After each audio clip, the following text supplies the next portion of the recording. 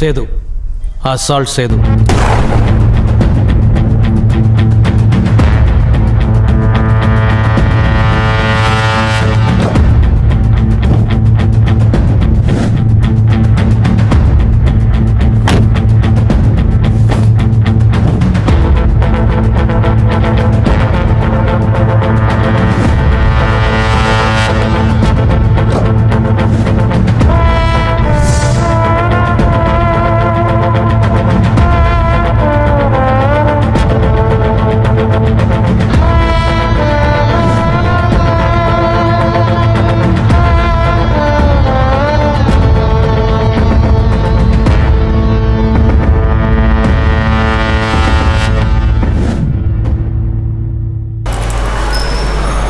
ஆரம்பிக்கலாமா? ரோலிங். ஏய், நீ சொல்ற, எனக்கு ஒரு மாதிரியா இருக்கு. என்னால் முடியாதுப்பா. ஐயோ, முதல் தடவை தான். சரிப்பா, என்ன சொல்லலாம்?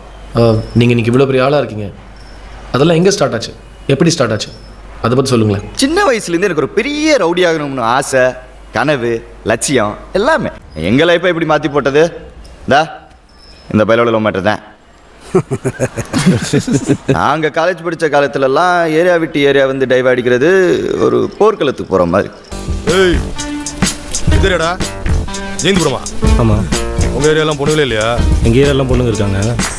உங்கள் ஏரியாவில் தான் ஆம்பளைங்க இல்லைன்னு சொன்னாங்க.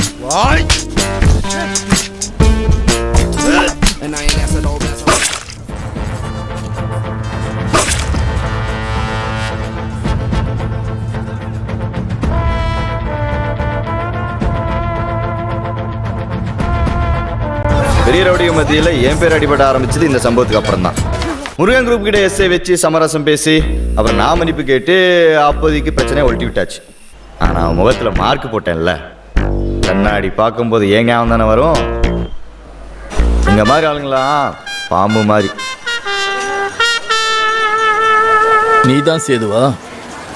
முருக முகத்துல கோடு போட்டிருக்க, பெரிய இவனா நீ? ஆட்டம் ஓவரா இருக்குன்னு நினைக்கிறேன். இன்னொரு வாட்டி சேது அது பண்ணா இது பண்ணான்னு எனக்கு நியூஸ் வந்துச்சு, மௌனே உன் சாவு என் கையில. மோஜியும் மோரக்கட்டை. சண்முகம் அண்ணாச்சியை பகிச்சுக்கிட்டு ஊரில் பிழைக்க முடியாது, கண்டிப்பாக முடியாது. அதான். ஏய், சீக்கிரம் வா. மாப்பிள்ள அடிச்சாங்களா? ஆமாம்.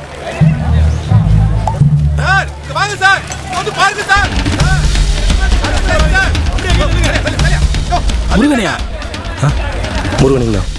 ஏன் சாவு உன் கையாலையா?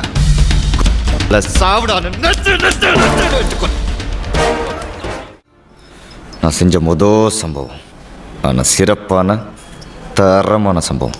ஒருத்தனுக்கு சம்பவம் தான் கெத்த, கொலை பண்ணாதான் அவன் பெரிய ரவுடி.